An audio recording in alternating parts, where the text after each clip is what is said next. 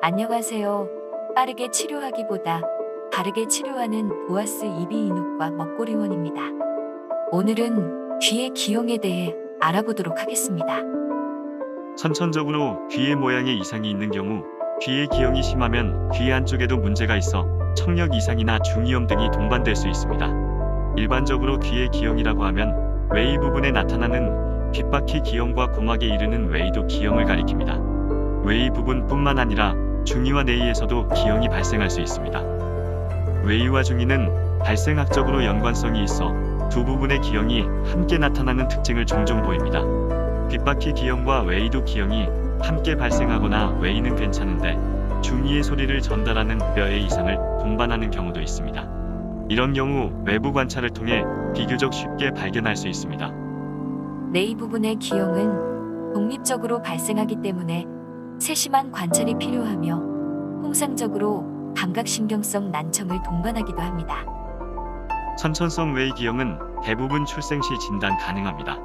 보통 태어날 때부터 귀 모양은 정상적인 형태를 가지며 드물게 귀가 접혀 있다가 자라면서 몇 개월 내에 펴지는 경우도 있습니다. 귓바퀴 모양이 정상에 가까우면 기형을 발견하지 못하고 생활하다가 학교 등에서 청력 검사를 통해 발견되기도 합니다.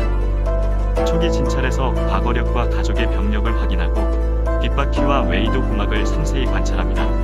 이때 이상이 있는 귀뿐만 아니라 반대쪽 귀에 이상 유무와 다른 동반 기형이 있는지 같이 확인합니다. 귓바퀴 기형과 동반될 수 있는 기형에는 트리처 콜린스 증후군이 있습니다. 수축기는 귀가 형성되는 과정에서 귓바퀴 일부분이 발달하지 않아 생깁니다. 소위증이라고도 하며 심한 경우 귓바퀴가 거의 없고 귓구멍도 생기지 않게 됩니다. 수축기는 청력 이상이 동반될 수 있기 때문에 확인이 필요합니다. 웨이도가 막히는 웨이도 폐쇄증과 중이와 내이 기형을 동반하는 경우도 있습니다. 돌출귀는 귀에 정상적인 굴곡이 없고 바깥쪽으로 튀어나와 보입니다. 당나귀 귀, 바가지 귀, 박쥐귀, 원숭이 귀라고도 합니다. 기능적으로는 아무 이상이 없습니다.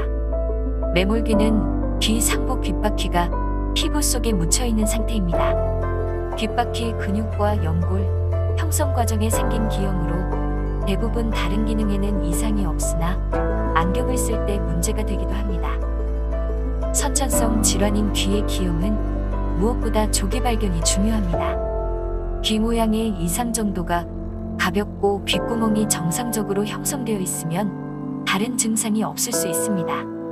기형이 심해질수록 난청, 귀의 고름, 통증 등이 나타날 수 있습니다. 양쪽 귀 모두 증세를 보이는 경우에는 언어 발달에 영향을 미칠 수 있기에 조기에 보청기를 착용하며 언어 치료를 시작해야 합니다.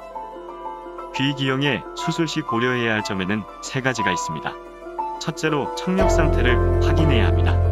양쪽 청력에 문제가 있을 때는 청력을 개선하는 치료를 우선으로 합니다. 둘째로 외모에 대한 심리 상태를 고려해야 합니다. 귀의 형태가 남들과 다르다는 사실에 심리적 문제를 일으킬 수 있습니다. 마지막으로 기형의 정도를 확인합니다. 가벼운 기형은 귓바퀴 성형술만으로 교정 가능하며 정도가 심하면 여러 단계를 거쳐야 할 수 있습니다. 지금까지 귀의 기형에 대해 알아보았습니다. 보아스 이비인후과 먹고리원이었습니다.